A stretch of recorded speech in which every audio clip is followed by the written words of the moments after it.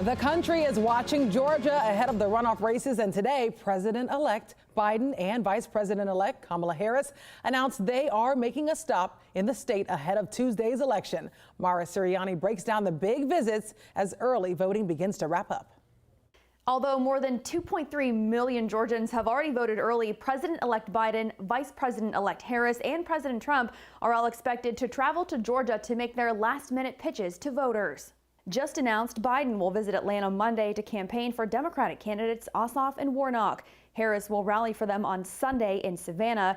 This will be the second visit to the Peach State for both the president-elect and vice president-elect to campaign for the runoffs. Biden will be in Georgia the same day as President Trump. He's scheduled to hold a campaign rally in Dalton Monday evening for Republican Senators Loeffler and Perdue. Early voting turnout is smashing records, with nearly a third of all registered Georgians already casting their ballots.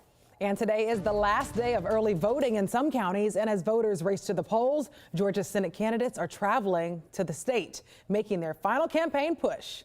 And this morning, Democrat John Ossoff in Marietta handing out voting materials in Spanish to help the Latino community ahead of the election.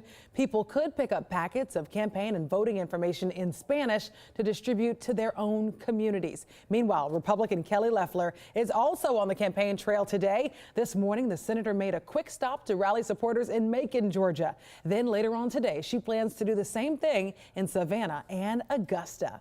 And of course, 11 Alive is dedicated to giving you the latest information on the election. For links to early voting sites open near you, visit 11alive.com.